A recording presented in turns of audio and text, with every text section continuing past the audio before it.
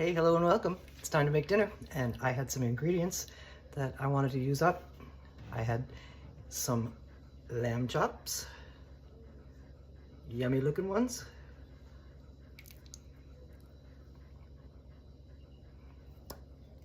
And then in my freezer from Thanksgiving, I had some of the apricot wild and brown rice stuffing that I made for the turducken loaves. And today we're going to make stuffed wild rice apricot stuffed lamb chops for dinner. And let's get it done. We're gonna start by searing our lamb chops because I'm gonna make some gravy to top these off with, and I want the lamb flavor.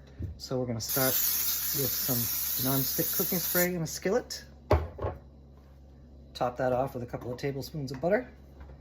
And so the butter doesn't burn, we're gonna add a little bit of olive oil too. And when that gets melted, we're over sort of medium-high heat, just over medium. And we're gonna put in our lamb chops and sear them up, just to sear the outside to keep the moisture inside. Our butter and oil is getting bubbly, and in comes our lamb chops.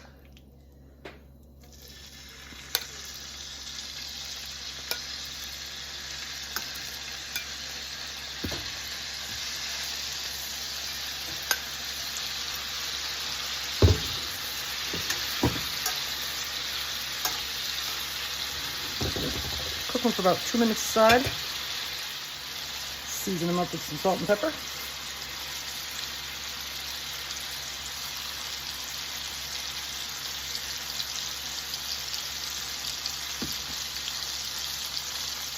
Okay, it's been about a minute. Let's see what they look like on the one side. See if they're seared. Oh yeah, looking good. So flip them over.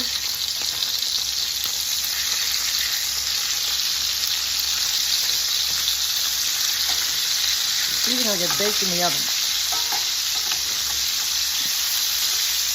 But I want the lamb flavor in this pan. Okay. Just another little sprinkle of salt and pepper. It's important to season both sides. Okay, at the end of this minute, we're gonna take them out. Seared up nicely.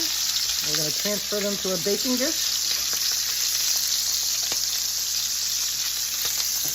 The heat is turned off. It hasn't stopped sizzling yet, but it will pretty soon.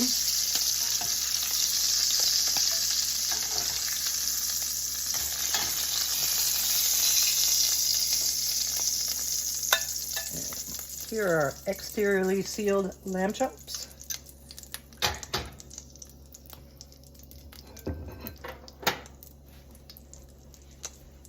And the juice that dripped out of them, I'm going to give this a little more lamb flavor. I'm going to scrape it off this plate and add it to this. If I can get it off. Looks like some of it's coming. Oh, oven temperature is ready. 350 degrees. Okay.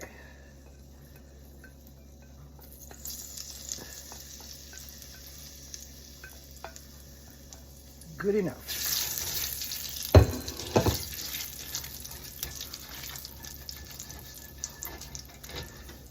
Like we're going to scrape up some of these brown bits. The bits are pretty well scraped up. And now we're going to build our stuffed lamb chops. Our lamb chops are arranged in our baking dish. And next comes our wild rice and brown rice dressing. I'm going to top them off. I should have cut them in half, but he can't because the bones run down the middle, so we're just going to lay it on top.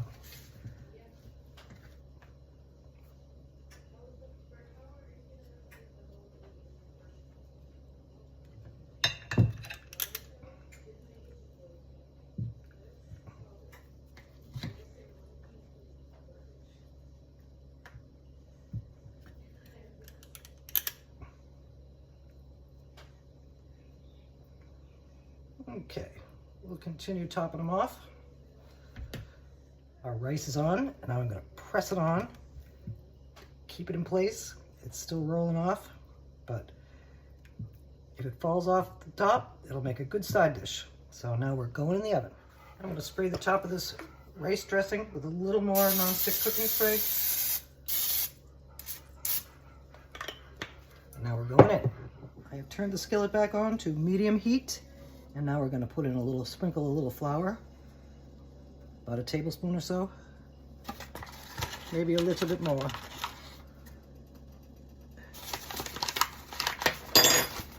And incorporate it in.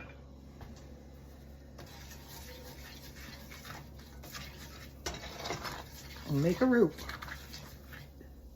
Our flour is well incorporated and bubbly. And now it's time for some chicken stock to make our gravy.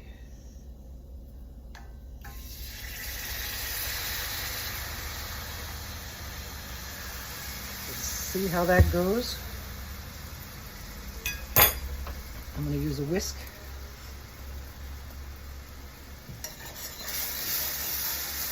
We're going to need some more.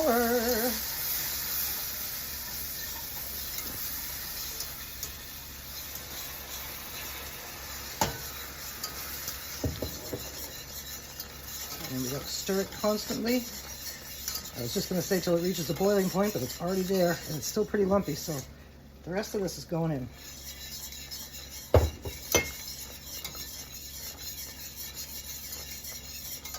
And I need to add a little bit more, so let's see how it comes out.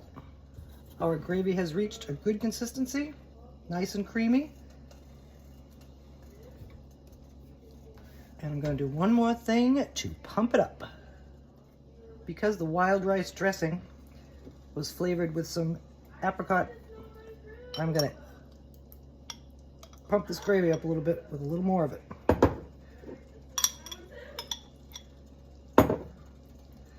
I like sweetness. And we're going to whisk that in until it's all melted in.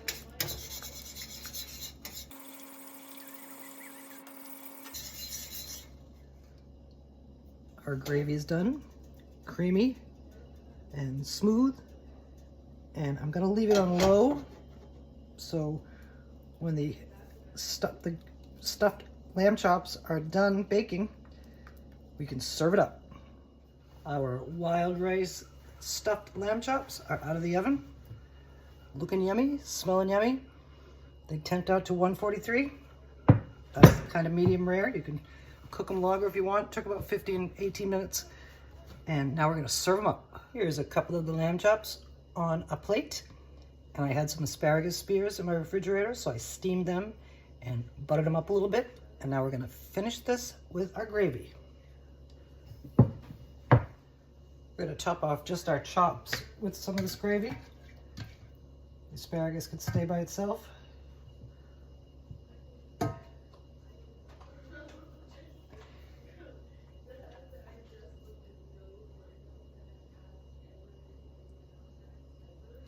And that gravy came out so good. Here's our yummy looking dinner, and we're getting ready to cut a piece and take a bite. Thank you for joining me while I use some good on-hand ingredients. Here's our bite on a fork. You can see that it's medium rare. And there's our stuffing and our gravy, and in we go.